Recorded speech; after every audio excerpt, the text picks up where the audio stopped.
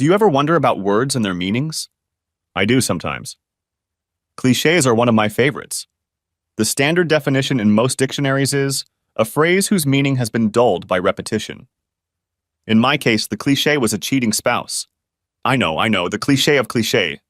It's such a common occurrence in marriages that there seems to be an entire section of the court system devoted to it. But even that has become a cliché. It's no longer a rare event that allows the system to grow tired of repeating irreconcilable differences and no fault more and more often. So what? Big deal. It happened, now accept it or not. It doesn't matter to the system. Deal with it. This is the age of no blame.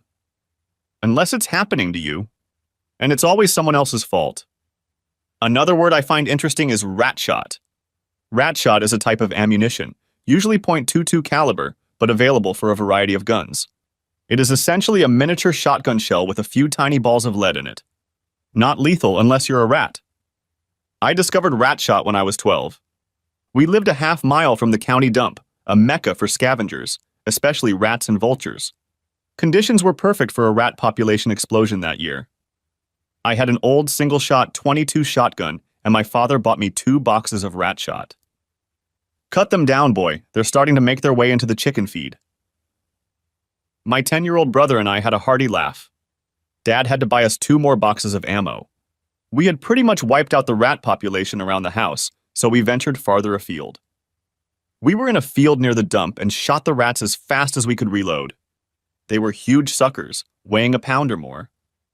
I just reloaded the rifle and handed it to my brother. I stepped back. We were savvy enough not to get shot at. At that moment, what must have been a king rat jumped out of the shrubbery at my feet. "Look, Jimmy!" I shouted. "Get him." Jimmy took my advice, but not before I was sure of it. He caught the rat, but in doing so put 2 pellets in my ankle. I discovered 2 disturbing truths that day. I do not love pain and tend to react poorly to being hurt. I also discovered that I have a terrible temper because when I realized what I was doing, my brother was on the ground screaming and crying, and I was screaming and cursing. I calmed my brother down, apologized, and we agreed to never talk about it. For one thing, we were both afraid of what our father might do, and at the very least, he would never let us near firearms again. So we told Mom that I had scraped my ankle on a wire fence. I think the pellets melted over time, but who knows, maybe they're still in my ankle. My temper came out a few times during my high school years.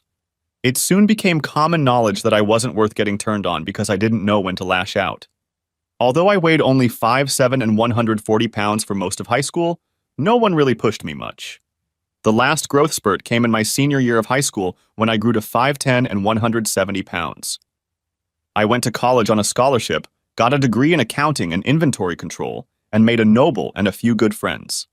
I had a roommate from a moderately successful family for the last 3 years, and he taught me a lot about manners and social graces. I taught him not to take crap from anyone ever. I think what I taught him helped him become a really good trial lawyer. I met my future wife at one of the parties his family threw. Although we hadn't actually met in a few years, she went to the West Coast and I stayed put. It was 4 years after high school graduation. We were celebrating Ron passing the bar exam. I hadn't seen many of the guests since graduation, so there was a lot of talk about what happened to this and that. I asked one of our former classmates about Jenny. "Man, that woman was hot. She's probably already married to some CEO, sunbathing by the country club pool and polishing her jewelry. Or maybe she's already a CEO and paying someone to polish her jewelry." Scotty and Ron stood there grinning like idiots. I immediately realized I'd said something wrong. "What, from the way you're looking at me, she's standing right behind me." I looked at Ron, who was trying to keep a straight face. Then I realized. "Hey, Jenny," I said without turning around. "Give me a second while I get this foot out of my mouth." Turning around, I saw her pull her hand away from her mouth, and Ron and Scotty burst into laughter. I picked her up in my arms and swirled her around me. "Damn, you even smell as good as you used to. Back for a visit?" She stopped smiling. "No, I moved back home. Things didn't work out as well on the West Coast as I expected." I hugged her. "It's their loss.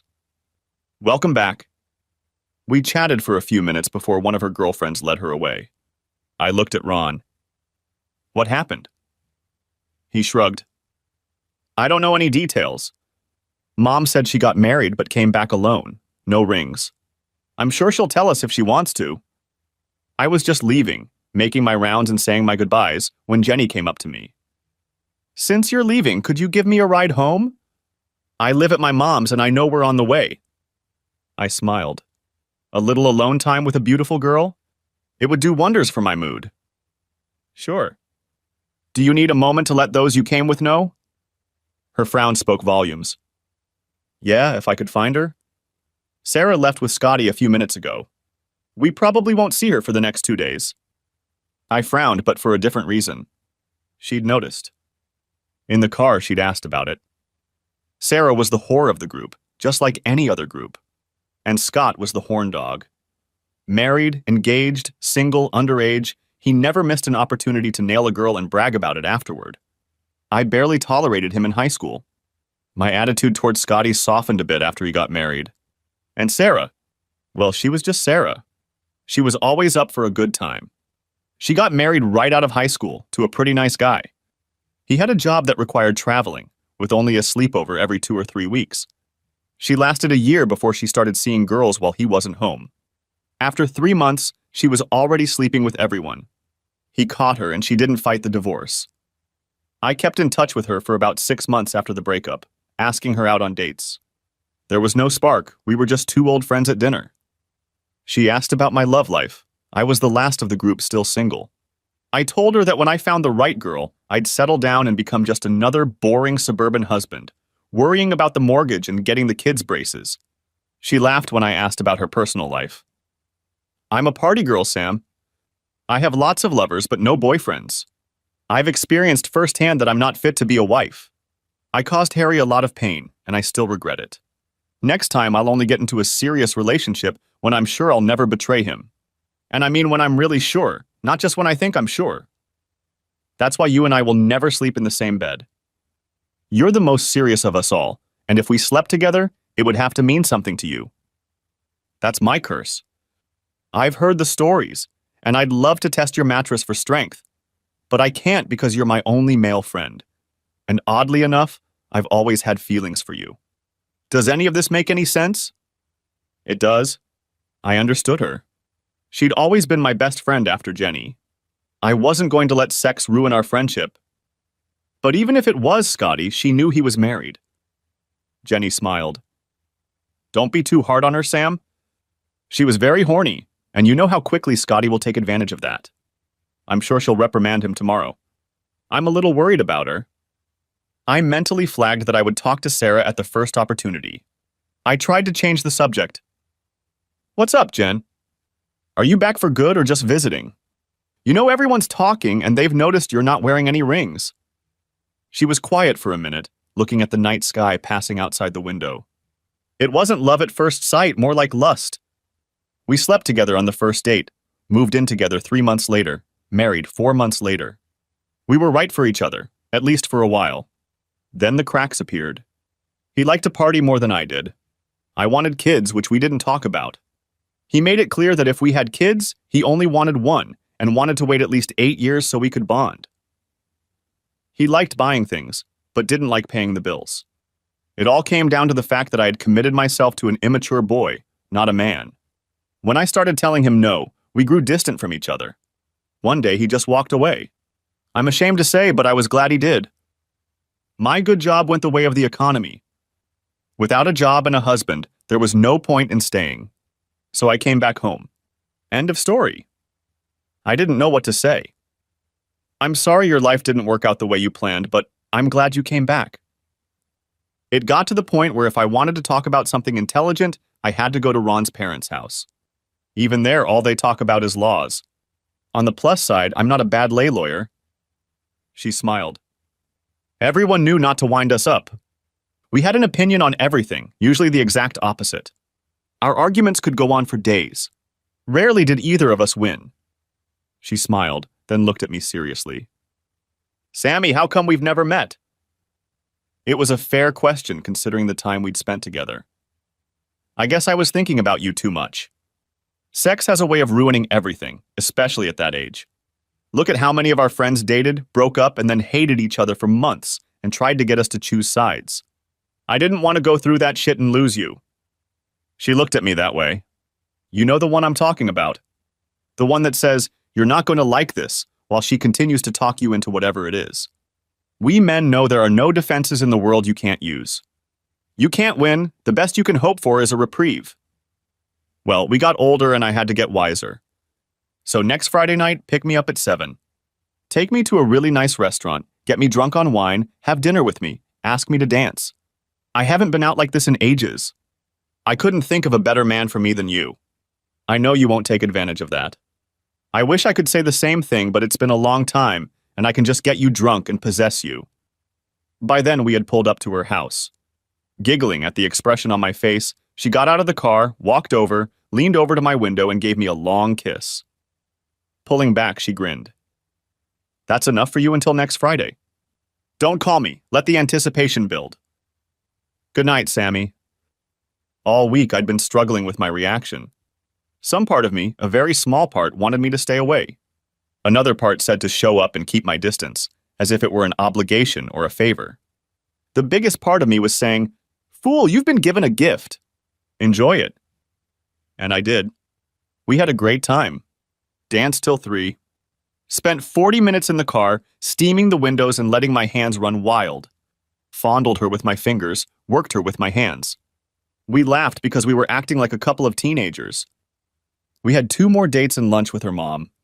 I started to feel comfortable with her again. The arguments started just like they used to. I started taking her much more seriously.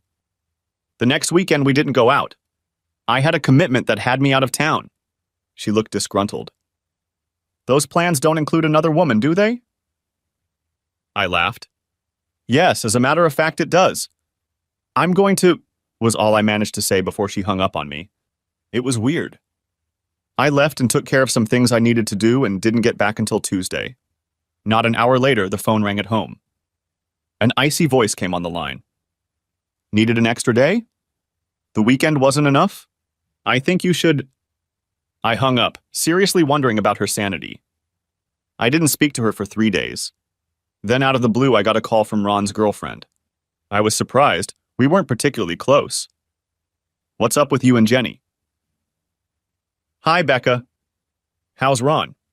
Is the wedding planner getting on your nerves yet? Oh, I don't have any business with Jenny. Tell Ron I said hi. Poor Ron. I bet he's already got his ears on. Sure enough, he called 40 minutes later, practically begging me to meet him for a drink. I met him and Scotty at our favorite diner. Scotty knew how I felt about what he had done to his wife and kept quiet. Before he could begin, I interrupted him. If this is fishing for Jenny, don't bother wetting your hook. We've met 3 times, I have to go out of town, and she has a fatal attraction all the time. I don't know her mindset, but I haven't made any promises to her. I wasn't even given a chance to talk to her like a reasonable person. End of discussion. Talk about her one more time and I'll leave. I had ruined their game plan and they didn't know what to say. I walked away. Another month passed and it was time for the rehearsal dinner. I wasn't Ron's best man, but I was the groom's best man. Jenny was a late bridesmaid. I saw her but didn't approach her. Sarah grabbed me as soon as she saw me.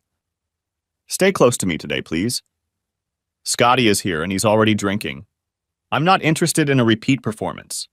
His love skills are lacking, if you know what I mean, and I have a pretty good base of comparison. His biggest asset is the size of his bragging rights. That's probably why his wife left him. Pick me up tonight, stud. Protect the fair maiden from unwanted advances. I'll be very grateful. She giggled as I held out my hand to her. We both knew nothing was going to happen. Too bad, Scotty, she said. The count keeps changing. At last count, Scotty joined Jenny in the ranks of the previously married. Only you and Ron remain unmarried, with Ron on the short list, and that leaves only you.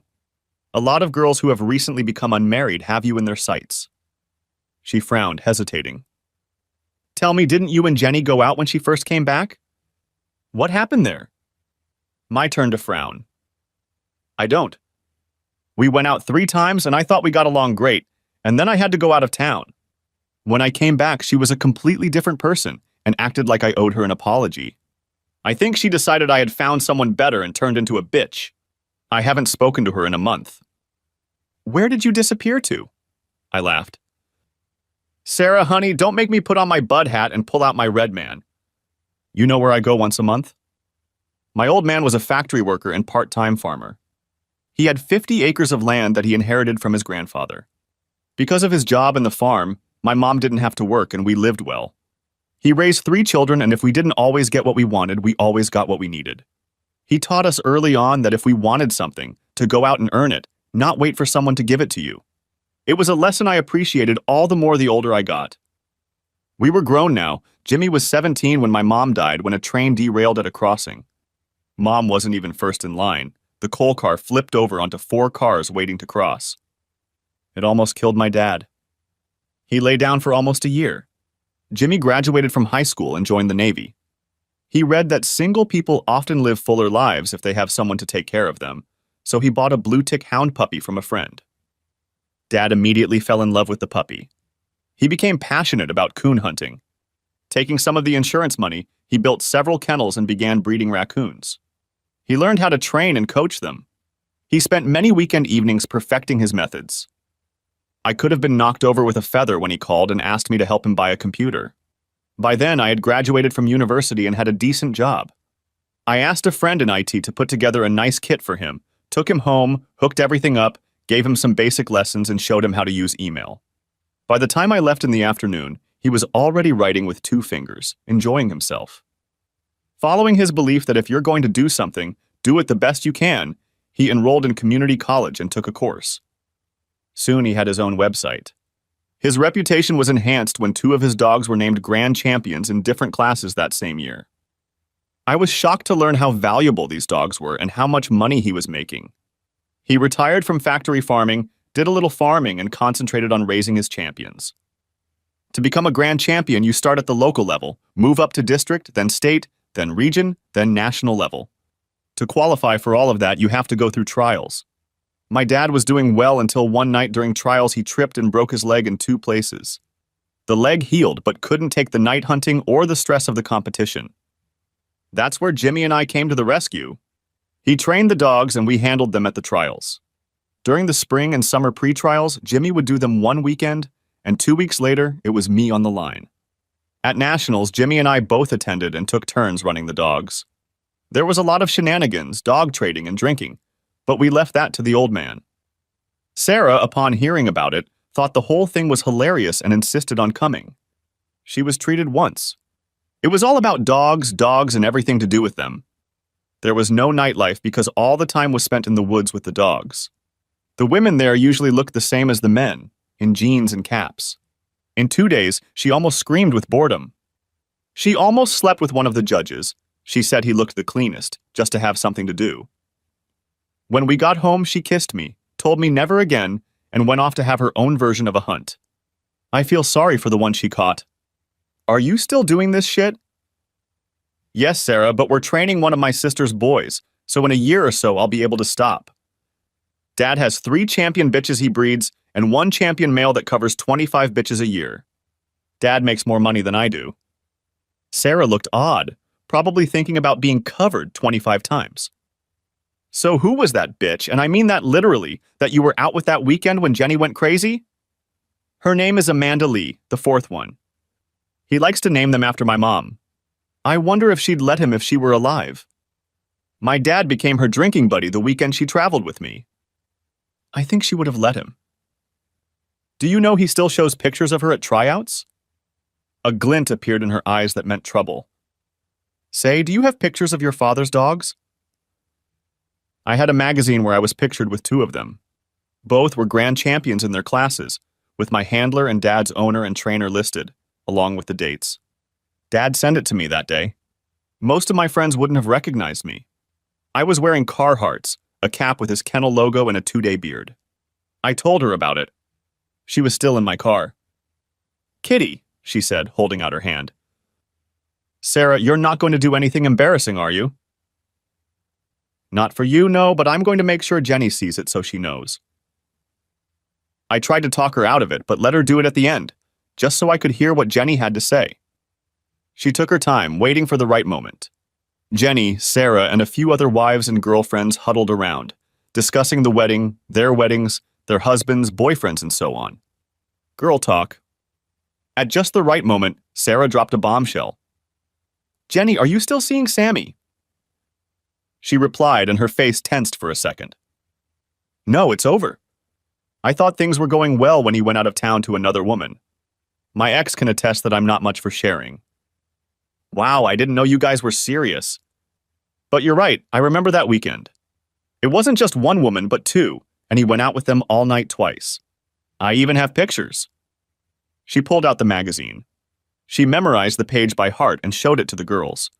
Afterwards, she said she wished she had a camera, not just for Jenny, but for the whole group. Most of them had never seen me in a suit or casual dress. I rarely wore jeans, only if I was at home. The magazine spread around the room, and that's when the joke started. One of my bridesmaids asked if it was true that I really knew how to handle bitches. "Sure, keep them on a short leash and shake the shit out of them every now and then, and they usually do what you tell them to do." "Need lessons?" She ran off, squealing with laughter. The guys were even funnier. Everyone had something to say except Jenny. She wouldn't even look me in the eye.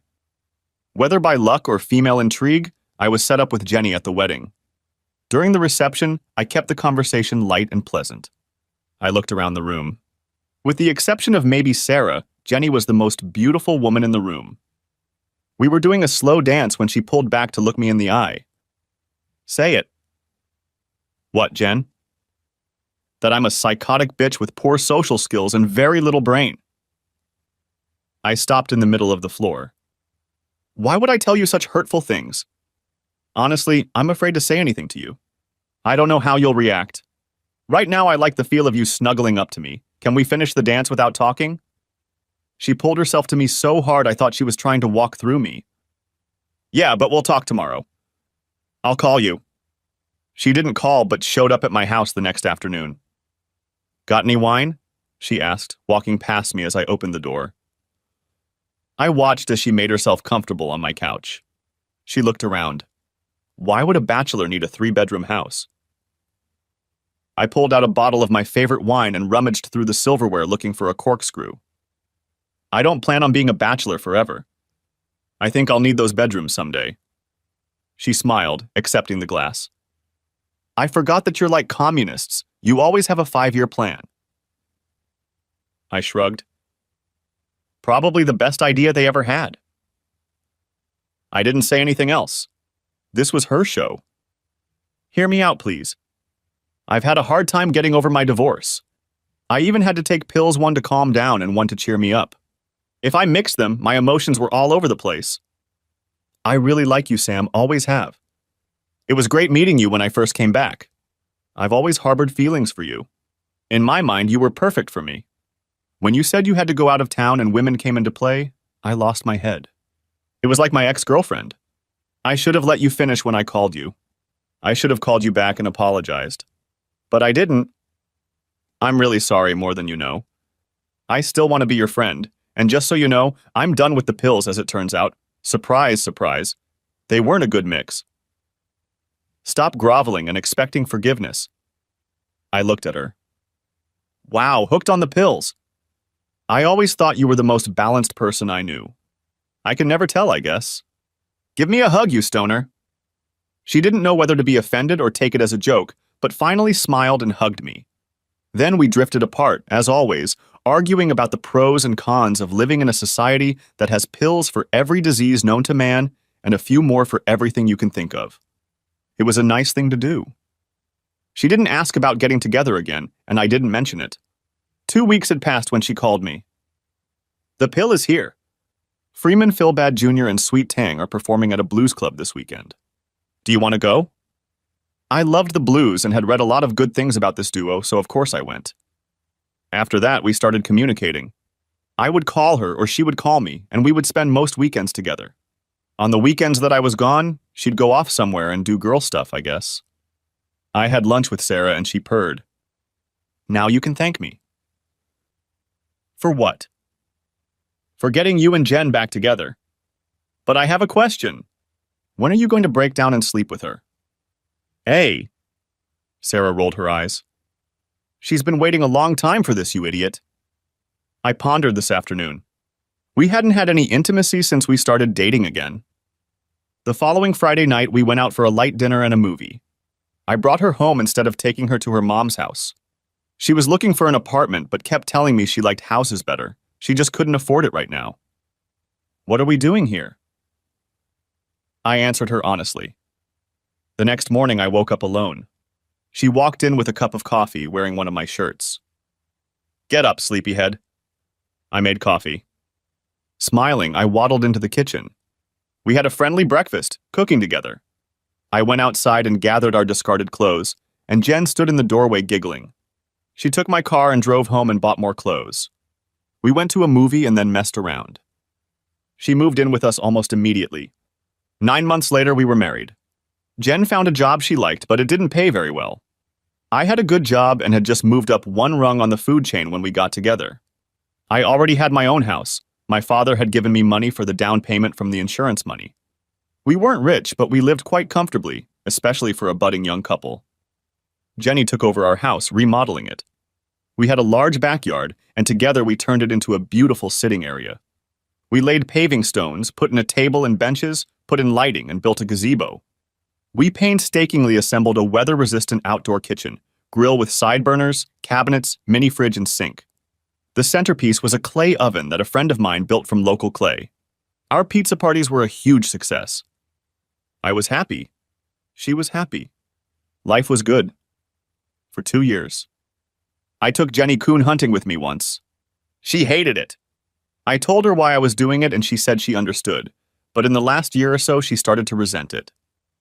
The last time I went, she stood in the garage doorway trying to get me to stay. Are you really going to give that up so you don't have to sleep all night with some smelly dogs? Maybe I should look for someone else to keep her warm, someone who appreciates what I have to offer.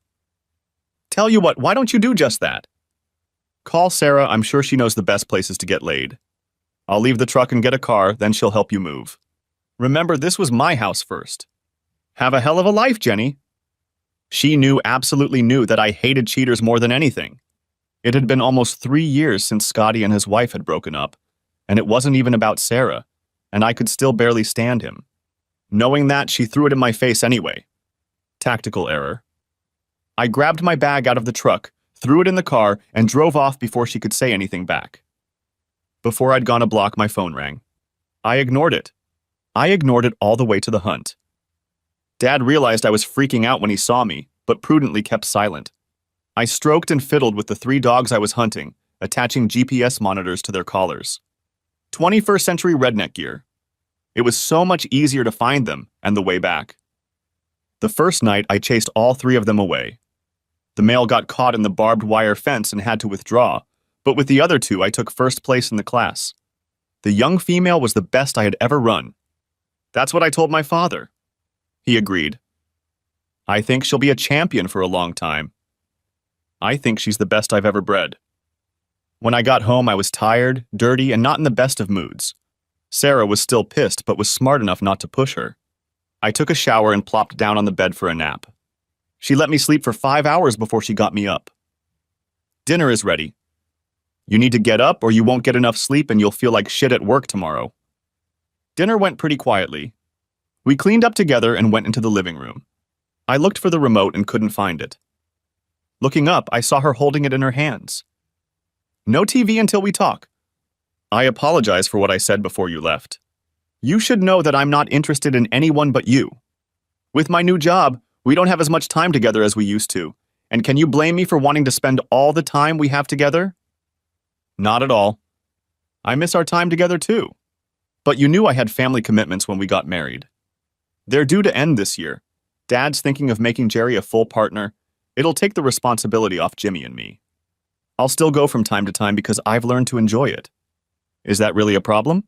What made you think that? She raised her hands in a surrendering gesture. First of all, I hate my job. I didn't get my degree to run a specialty store in a mall.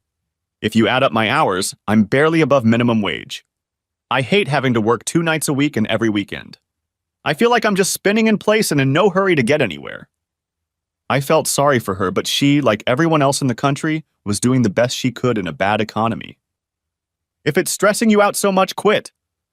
We can hold out until you find something else. Maybe you can move into a new line of work. Motherhood. We're almost 30, time is ticking. It was an old conversation.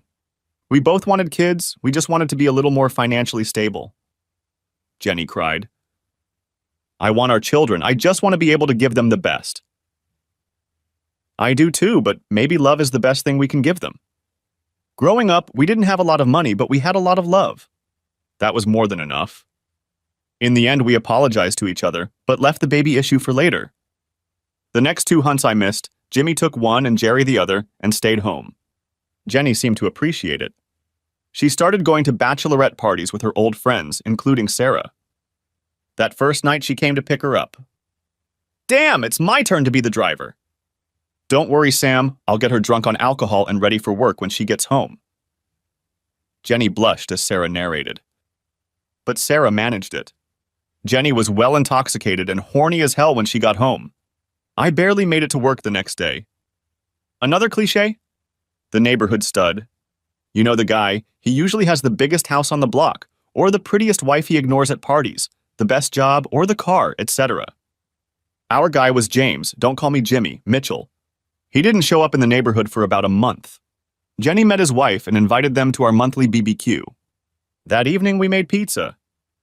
The clay oven could be preheated to 600 degrees, stick a pizza in there and make it in 5 minutes. The smoke residue gave them extra flavor. Pizza night meant it was a party with the kids. We prepared the crusts ahead of time and had them waiting on a table piled high with ingredients. The kids enjoyed assembling their own pizzas. I stuck them in the oven 3 at a time and then took them out on a big wooden spatula. It was messy, noisy, and very satisfying. James came over and ordered a pizza, specifying exactly what he wanted. I only grinned. I don't make them, I'm just in charge of making them. You can handle making them yourself. He frowned. I got the impression he was used to being catered to. He had a pretty wife, medium build and a little chubby, and a daughter who looked like a carbon copy of her. Jenny had to explain to them how it worked. The little girl enjoyed looking at the ingredients and making decisions. She was about 11 and the other kids were giving her all sorts of advice. When she was done, her pizza was about 4 inches tall. We intentionally made the crust small for the kids, because experience told us that their eyes would overload their stomachs every time. But even at that size, they often took home leftovers. His wife told him she had already made the pizza, and he went back to his duties, impressing his new neighbors with his wealth and business acumen. Few of them actually believed his words, most tolerated them with a slight smile. Some even argued with him, not caring a bit about his ego. He tried to charm the ladies, but made little impression on them. I caught him trying to chat with Sarah and Jenny, and Sarah, noticing my gaze, smirked and lifted her foot slightly, letting me know he was digging in deep. Sarah almost never came to our parties unless it was pizza night. Despite her lifestyle, she loved kids and was the favorite babysitter in our group. Everyone, down to the last child, loved Aunt Sarah. After the party, I asked them what they thought of the new neighbor. Sarah rolled her eyes. That man is a legend in his own mind, especially among women. He wants to make you believe he invented sex and was the only man who knew how to do it. Jenny was a little kinder. Oh, I don't know. He seemed nice enough when he wasn't trying to flirt. Sarah snorted. Jenny, you've been out of the game too long. He worked the party, hitting on every woman who talked to him. Watch out for him. Nothing more was said. I still didn't like him. I got a promotion and was in line for another one in a year or so, if all went according to plan. Jenny still worked retail and still hated it. 2 nights and every weekend was killing her and ruining our intimate time. I persuaded her hard to quit her job and start a family. She was starting to seriously consider it. Another cliché? The husband is the last to know. That's not really true. Many people find out after the husband finds out. Process servers, attorneys, judges, private investigators, sometimes police officers and EMT paramedics. Often friends find out, but rarely family. It was the 4th of July, time for the biggest block party of the year. It had undergone changes over the years. It usually started early, and I usually heated up the clay pizza oven. The kids would run around, play, swim in one of the pools, and eat an early dinner. Then a few older teens would pack them off to a movie while the parents let their hair down. It was a pretty good system. It was the first time I couldn't be there. There was to be a major hunt and trials that weekend that pretty much determined the champions. Normally, Jimmy or Jerry would do that, but Jerry had the opportunity to go to the beach, and Jimmy already had plans to go with his family to an amusement park for the weekend. All the tickets were already booked and prepaid, so it all fell to me. Jenny didn't like it, but there was nothing I could do about it. We had a pretty serious fight about it. I don't understand why you can't say no. She stood with her arms folded across her chest and looked at me. Honey, please stop. If someone else was available, I wouldn't go. This is important to my father, important to his bottom line. If this new bitch proves herself, it could mean big money in the future. If your mom needed help, I'd be just as quick to say yes, and I'm sure you would too. I've cut back a lot this year, 2/3 less than in previous years. I'll be back as soon as it's over. Can we stop fighting about this? Sarah already said she'd come over and help with the pizza. You won't be alone. If you're not here, I might as well be alone too. She snorted, dashed into the house and slammed the door shut. She didn't speak to me at all that morning I left. Even Sarah could tell she was angry. What's wrong with her? She's got a bug up her ass because I have to go to this trial. We haven't been getting along very well lately. Her job is killing her. I wish she'd quit, we'd both be happier. She put her hand on my arm. I'll talk to her. It might be good for her to be without you for a day or two so she can fully realize what she's missing. Maybe when you get back, you can start working on a new niece or nephew for me. I hugged her. Have I ever told you how lucky we are to have you as a friend? And while we're on the subject, when are you going to give up this lesbian lifestyle and give us a nephew or niece to spoil them with? Time is running out, sweetheart. A wistful expression appeared on her face. I hear that, Sammy.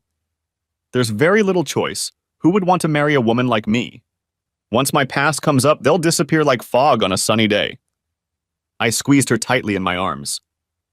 Listen to me, Sarah Parker. Any man would be lucky to have you. They should be looking to the future, not the past. As far as I know, you've never misled anyone or made unfulfilled promises. If they have any sense, the joy you will bring them will far outweigh the shadows of the past. She cried a little on my shoulder while Jenny stood frowning. Aren't I at least entitled to a goodbye kiss? It was like hugging a statue and she still hadn't offered a kiss. For the first time, I felt a little angry. We were going to have a long talk when I got back. I arrived at the test site a little early, greeted those who were already there, and laughed at the familiar jokes. Even though I was from the same background as them, I went to college and got a job. My nickname was Slick, short for City Slicker. When I first put GPS monitors on my dog's collars, they resented it. But after I started showing up an hour or two early with all my dogs, they stopped laughing. Losing a dog was a real possibility. Sometimes they were never found, or at least it took hours to find them. They decided that change was a good thing. Now all participants usually spend time making sure no one else is on their wavelength. We had to take turns with one guy tuning his own. He would forget to set his home base coordinates, so he always knew where he was, but didn't know how to get back to where he started. I was surprised to see Jerry, my nephew. I thought you were going to the beach. He ruffled Amanda Lee Seven's ears. Yeah. My friend's mom had some business come up, so we're waiting until Monday to go there. I was supposed to call, but I only found out about it an hour ago. You can drive home if you want. I'll take it. Thanks, Jerry, I probably will. I think I'll stick around until Dad shows up.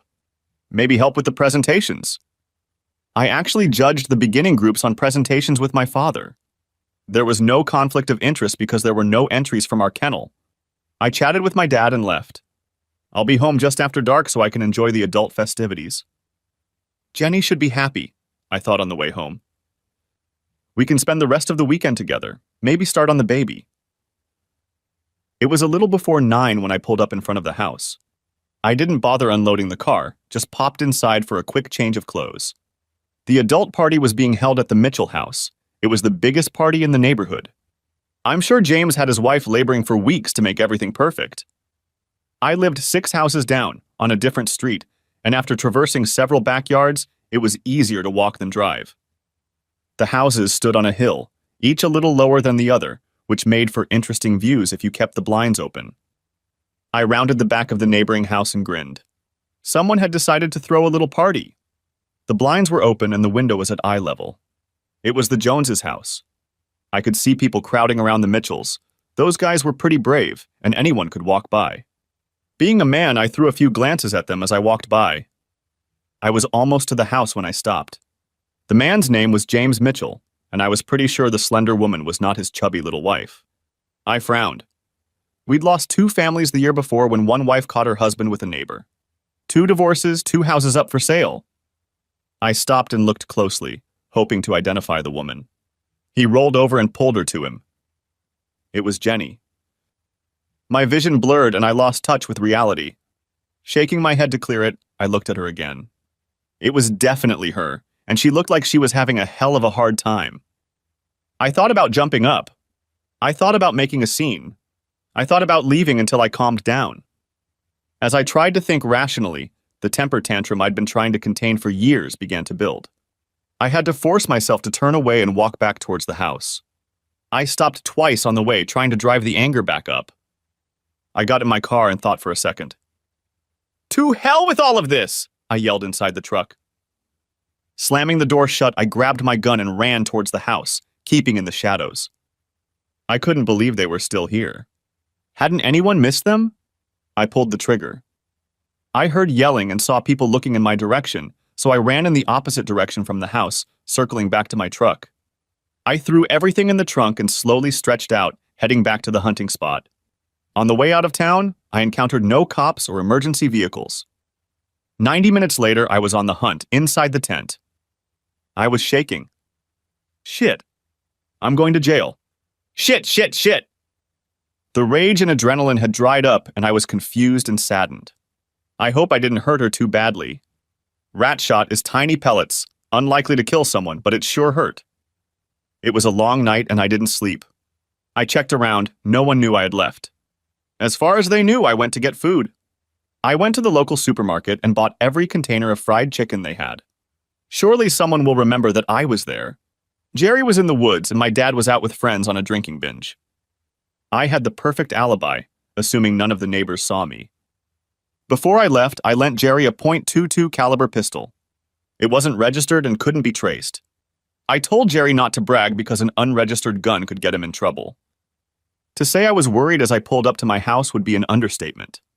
Jenny's car was parked in the driveway, but the house was empty. On the kitchen table was a note written in large block letters. "Call me as soon as you get home. It's important, Sarah." I took a deep breath and dialed the number. She answered on the first ring. I didn't get a chance to speak. "Sammy, you have to get here right away. Something terrible has happened." I went into worried husband mode. "What's happened? Where's Jenny? Is she with you? Shut up and get your ass over here right now." I was at her apartment 15 minutes later, determined to play out this little drama. I was tired, anxious, more than a little afraid I was going to jail. She practically dragged me inside and burst into tears as she opened the door. I put my arms around her. "Oh shit," I thought to myself. She slumped down on the couch and patted it. "There's something I need to tell you. Something you're not going to like. First, I need to tell you that Jenny is fine. It's a little sore, but it's okay." "Where is she?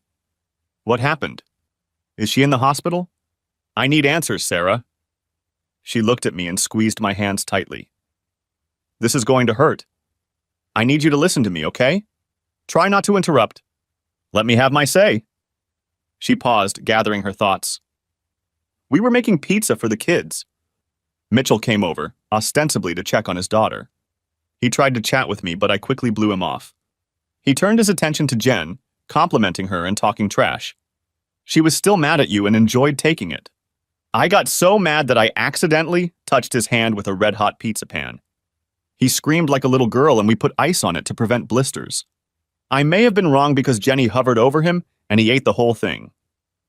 He went off to his house to make sure everything was ready for the adults. We fed the kids and then the teenagers who were assigned to sit with the little ones showed up. They took them outside to William's house, you know, the one with the big basement. They had ready-made children's movies that were shown on that monstrosity they call television. I was getting tired of listening. I interrupted her. I'm getting a little long, Sarah. Get to the point. I'm going to ask you again to tell me what's going on, or I'm going to call the neighbors, the police, and the hospital. Spit it out. She didn't look me in the eye. Okay. We cleaned up after pizza and walked down the street talking. Jenny found a bar and made herself a stiff drink. Her charming host gave her a big hug and made sure her glass was full. You know how it is at parties. Everyone's hanging around, having fun. I lost her. Like everyone else, I figured she was somewhere in the house or on the terrace. She was practically hissing with anger now. That Mitchell bastard ran out of bourbon, and instead of going to the liquor store, Mandy Jones gave him the house keys, saying she had 2 bottles at the bar. He promised to replace them and asked Jenny to come with him. Said he didn't feel comfortable going into the house alone. She went. She took a deep breath. That's where it got complicated. Somehow he got her into one of the guest rooms and they started fooling around. I gave her a cold stare. Define fooling around. She hung her head. They slept together. Damn, I didn't want to tell you that. Even though I already knew it, having someone say it to me made it hurt even more. I jumped up. I'm going to destroy that bastard. Sarah was beside me, holding my hand. I'm afraid it's getting worse. Someone has been shooting at them. Don't worry, Jenny wasn't badly hurt, but she's still in the hospital. I paced around the room. My excitement wasn't feigned. Having fun with someone else? Shot up? What the hell has she gotten herself into? Was it Mrs. Mitchell who shot them? No, she was at the party. We all heard gunshots, but we thought they were firecrackers. We didn't notice anything until we heard the screams. Mandy found them. They were in her guest room. She called 911.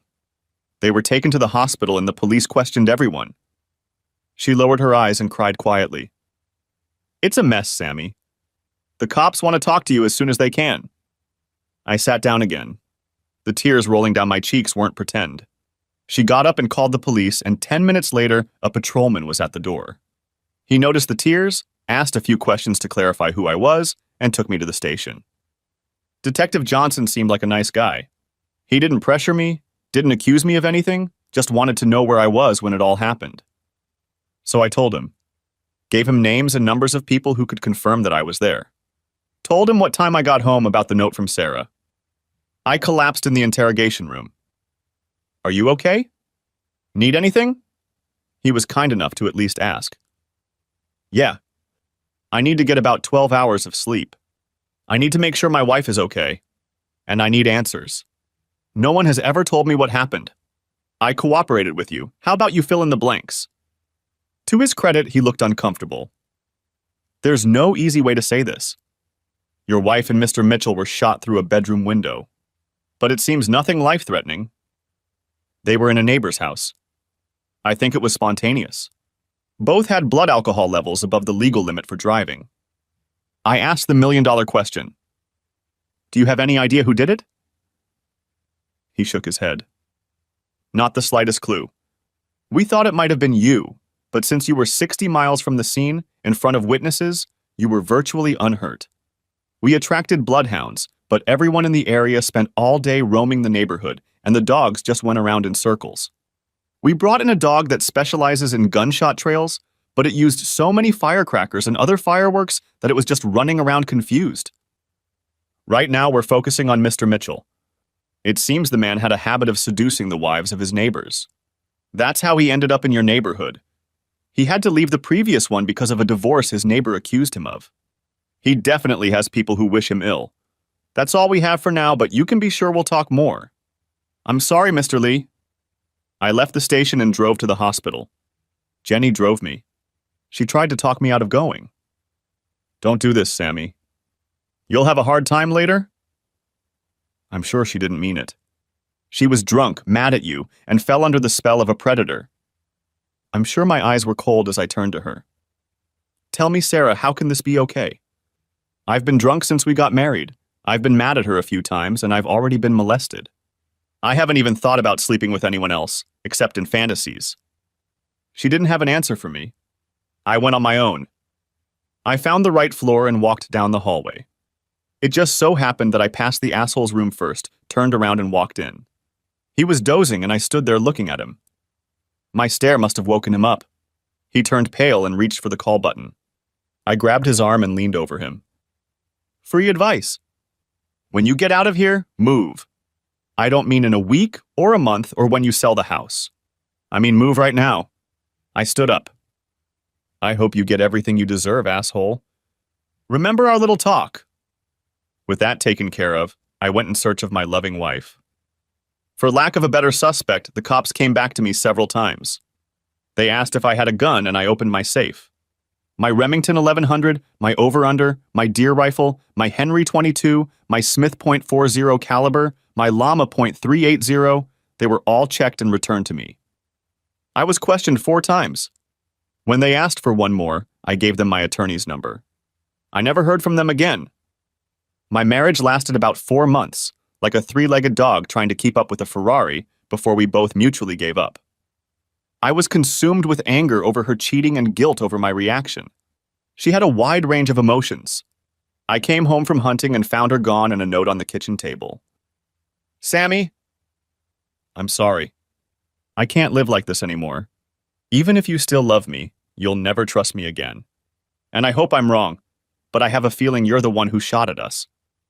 I called my old company in Oregon, and they had an opening for me. I accepted and was on a plane 2 hours after you left.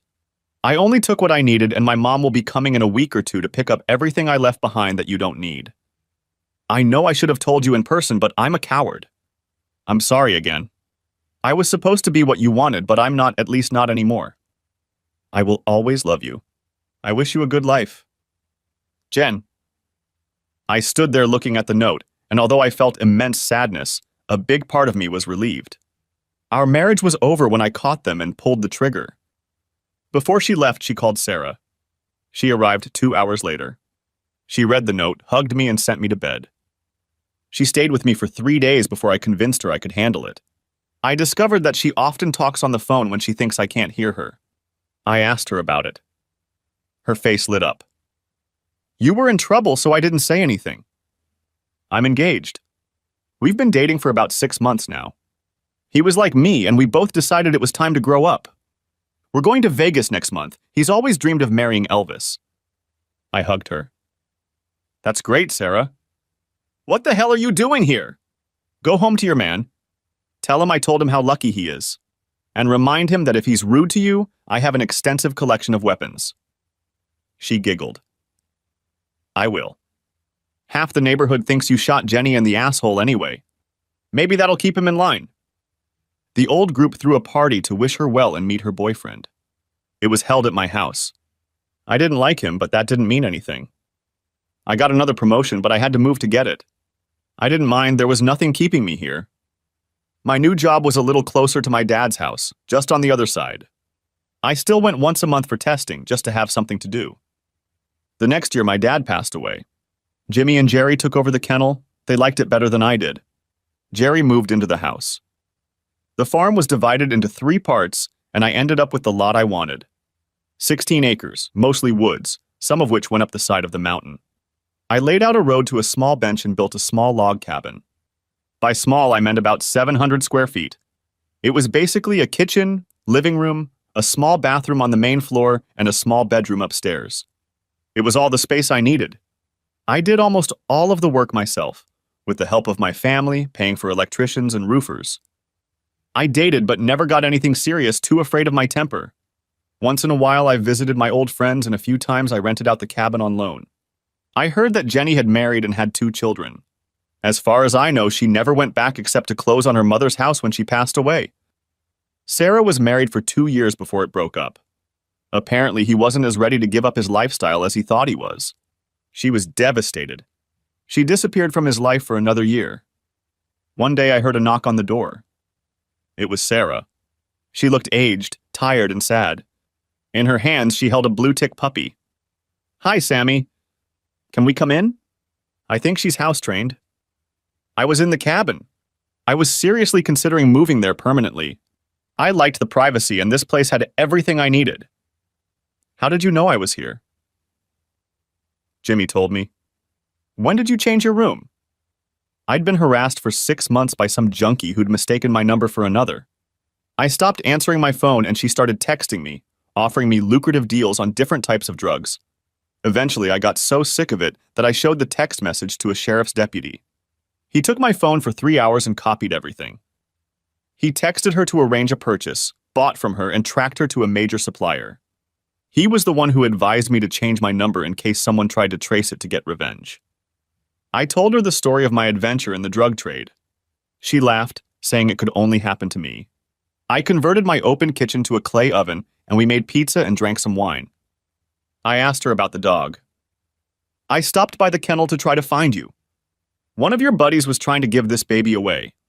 He said if he couldn't find a home for her, he'd give her to a shelter. I couldn't stand the thought that she might not be adopted, so I took her in. We quickly found out that she was not housebroken. It was getting late. I made a fold-out couch for her and said goodnight. When I woke up around 3 o'clock, I found her in my bed, snuggled up against my back. I stirred, she hugged me tighter, and I relaxed and fell asleep. The next morning, nothing was said. She was up before me, fiddling around in my small kitchen making breakfast. I stomped over and she bought me coffee and kissed me on the cheek. We walked through the woods and I showed her my solar panels that powered the cabin. It was pretty cheap for such a small house, and I had a gasoline generator for backup power. The puppy trotted in front of us until he got tired, and then Sarah carried him back to the shack. We went out to eat hamburgers, and then we ate popcorn and watched some lilting romance she'd picked out. Every now and then I noticed her snorting. Something was bothering her. I was patient. She would tell me when she was ready. When it was time to go to bed, she looked at me. Can I go upstairs with you, or should I wait until you're asleep? I'll trade a spot in bed for an explanation. She looked lost and alone. If you let me cuddle with you tonight, I'll tell you all about it in the morning. Deal, but I'll get the left side today. I had to go to work the next day, so I slipped out of bed when the alarm clock rang, trying not to wake her. I let the puppy out of his cage to respond to the call of nature and quietly placed him on the bed. He licked her hands and then went back to sleep. When I got home, she was in the yard playing with the puppy. She hugged me happily and told me that dinner would be ready in half an hour. We had a very good meal. I thanked her for it and she blushed. The roof of the cabin stretched out in front of the house, and I had a lovely porch with a couple of rocking chairs on it. We took our tea outside to admire the sunset. We sat in friendly silence, both of us swaying slightly. She spoke so softly that I almost let her words pass my ears. Sammy, can I stay here for a while? I continued to sway, thinking about it. As long as you want, honey. I can go back to my apartment and you can... She shook her head violently. No. I meant, can I live with you for a while? Wherever you are, here or in your apartment. I just don't want to be alone right now. I needed to know. Okay, you can stay as long as you want. You know you have to tell me why, right? She nodded, hesitating. Sammy, have you ever reached a point in your life where you realize that all your plans are just dust? That's exactly where I am right now. I was happy in college and the first few years after college. I enjoyed my party life and didn't care what people thought of me. I never lied or hurt anyone. I saw all of our friends getting married and realized I wasn't ready.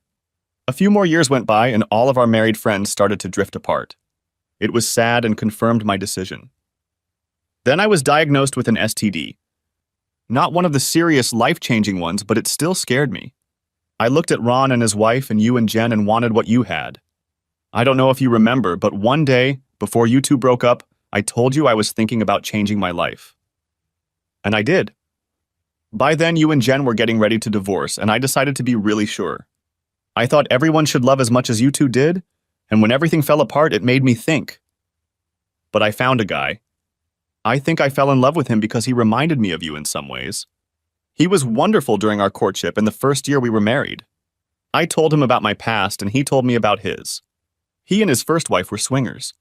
His marriage failed because of it, and he swore he was done with that lifestyle. But deep down, he missed it. The second year, he introduced me to some of his old friends. They seemed nice enough to me. We went to a few parties and I started to notice a pattern. At one party, I was molested until I made him drive me home. It was the worst fight of our lives. I told him I wasn't interested and that I'd better be enough for him if he wanted to stay married. He swore that he would have no more contact with them except for walks, ball games, and the like.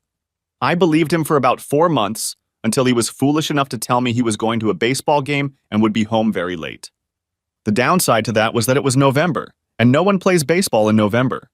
I followed him to the house of one of his swinger friends. I sat in the car for half an hour and then went inside. They had already started coming in. There was a lot of kissing and groping. Some were already getting ready to undress. I asked where my husband was and headed for the bedroom, shedding my clothes as I went. When I opened the door, I was already naked with 4 or 5 guys following me. He looked up from the bed he shared with 2 women, saw me naked and smiled. "Hi, sweetheart. Do you want to join us?" "No, bastard, I'm not joining you. I just wanted you to take one last look at what you threw away." They pushed me out of the house before I could cause any more trouble. He never came home. The divorce didn't come until 4.5 months later. Then my company was bought out by a competitor and shut down. So here I was, 32 years old, no man, no job, no hope. I just needed a change of scenery. I couldn't afford an apartment anymore. I put my stuff in storage, packed my bags, and here I was. I was on my way home to see my mom, and I figured since I was so close, I'd stop and see you. I love this place, and more importantly, I love you. No, that's not right. I love you. Not in the forever and happily ever after sense, but in the sense that I could say anything to you, and you wouldn't judge me. You've always given me friendship and respect, which not many people, especially guys, have done for me. So can I stay here for a while? What was I supposed to do? Say no to her? So she stayed. She named the puppy Tickles. "Why did you name her that?" I asked one day as she held her in her arms. Well, I didn't know what to call her.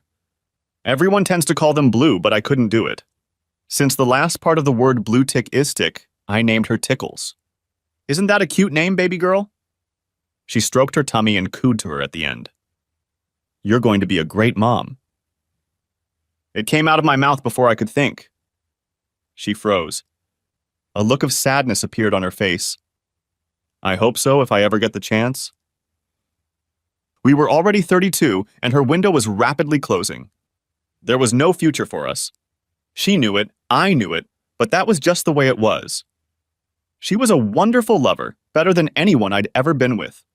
Our lovemaking was intense. But while we had feelings for each other, neither of us made plans. She lived with me for 8 months. I got her a job at my company. It didn't pay as much as she was used to, but it gave her something to do. She quickly made friends and started having the occasional girls' night out. One day she came home after a night out and practically raped me. She did the same thing the next morning.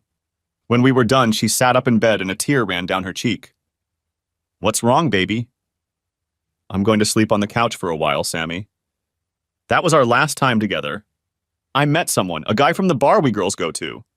He's been there a few times, but he's never proposed to me. Carol knew him and brought him over so we'd have someone to dance with. I kissed him last night at the end of the dance. It was electric.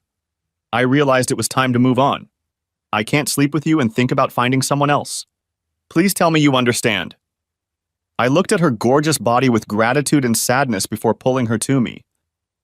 The time has come. We both knew it would happen sooner or later. I hope this guy is right for you. Just be careful. 2 more cliches I don't like. They lived happily ever after. Time heals all wounds. 3 years passed and I still miss Jenny. She had remarried and had 2 kids. I hope things work out for them. Sarah married the guy from the bar. He seemed like a nice man. She told him about her past when they started a serious relationship. Her heart melted when he admitted that he had only had 2 women before her, and he was looking forward to what she could teach him. She said she plans to give him lessons for the rest of their lives. She gave birth to their first son at the age of 35 and their second son at 37. Every day I lived with regret. I should have forgiven her. We would probably still be together. Memories of it kept me from getting involved in a relationship.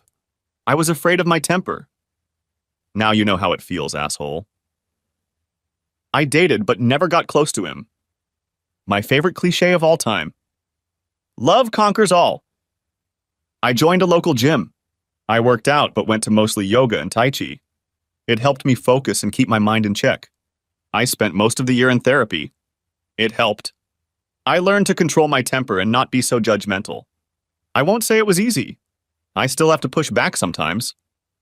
They say love comes to you when you least expect it. I know, another cliche. She was new to yoga and got into the wrong class.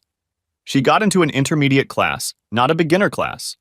She struggled to stay on her feet, got confused, and ended up falling on top of me. This embarrassed her to the core. I helped her up and she ran out of the classroom. The next day, she was standing in the hallway looking unsure. When she saw me, she blushed. I smiled at her. It gets easier, you know. Don't give up. That broke the ice. We chatted before class and she was waiting for me at the end. She faltered before she blurted out, "Would you like some coffee?" The statement came out as she colored various shades of red. It took 3 dates before she stopped blushing, and 2 more before I got a kiss. It was worth the wait. She saw my face when we exchanged names. Jenny Cooper. What? My ex-girlfriend's name was Jenny. Oh. By the 7th date, I realized it was probably the one. She had a little boy, he was 3 years old.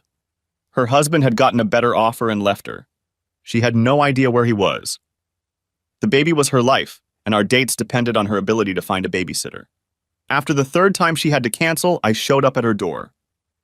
Get dressed. Get your son dressed. We're going out to dinner. If we keep going, I'm going to have to meet him. Emotions ran one after another across her face until she smiled. Come in, I won't be long. How should I dress? We're just going to have dinner. Jeans will be fine. And so I sat in her living room, listening intently while her son tried to explain something about a game he was playing on his toy computer. By the time she came out, we had become fast friends. She was 27. She had chosen a restaurant, a small diner, and everyone knew her name. Jason was putting fries on his plate while we talked. We ended up going to the movies and watched a Pixar movie, which Jason didn't understand, but enjoyed immensely. I had a great time. When I took them home, he was like a light. She invited me into the house while she put him to bed. Sarah had to leave Tickles behind. Her new man was allergic to animal hair. She cried as if she had lost a baby. She immediately bonded with Jason, whining if I wouldn't let her play with him. Soon she was sleeping with him. Jenny was concerned. Don't be, I said. She adopted him. She'll make sure he's safe. Jenny smiled that secret smile that women have. Sarah was right, you know. Right about what, baby? She said you were the best lover she'd ever had. Big enough, but not too big, and you knew how to use it. She said it didn't really matter. What mattered was that you gave yourself completely to the pleasure, not caring about your needs. She said a woman could feel it, and she was right. I thought about it for a while and decided it wasn't so bad. 2 months later, I threw a little pizza party. My brother Jimmy, my nephew Jerry, their families. Sarah and her husband and baby, Jenny's parents, a few neighbors with families. My sister even showed up on rare occasions. The kids were chasing fireflies and my parents were sitting in lawn chairs enjoying the evening. Jenny sat as close as she could and watched Tickles chase Jason and the rest of the kids as they played. Do you like it here, Jen? I'm not really sure what you mean, she replied, frowning slightly. I did my best to keep my face straight. It's a simple question, but let me clarify. Can you imagine yourself living here? We'll have to add a couple rooms, one for Jason and then hopefully a little girl. But I like it here. I don't want to move. So it's up to you, Jen. I already talked to Jason, and he's fine with Tickles sleeping in his room. So how would you feel about living here as my wife? I held out the ring to her. She went pale and then literally snatched the ring out of my hands. That pretty much ruined the party. Her scream caught the girl's attention, and then I was literally thrown off my chair. The guys huddled around me. Congratulations were being offered. I pulled out the peach brandy I kept with me for special occasions, and a toast was shared by everyone. We decided not to annex the cabin and built a house below. The cabin became our retreat and later served as our son's sleepover base. When our little daughter came along, things got more complicated, but she ended up staying with her sleepovers too. Her mom helped her make things more girl-friendly. When Jason was going through puberty, I almost had a nervous breakdown when J2 Jenny Jr. had her parties, but they were good kids. Jen was 28 when we got married and I was 37. I worried about it for a while, knowing I would probably leave before she did, but stopped when I realized she was the glue that held our family together, and she would take care of the family. Before we got married, I told her everything. About my bad character, what I did to the first Jenny, everything. She thought about it for a bit, then smiled and said she was glad she didn't know me then. Good guys finish first, she said. We all get what we deserve. God, don't you just love cliches? Thanks for watching, I hope you enjoyed it, so subscribe to my channel and watch the next video.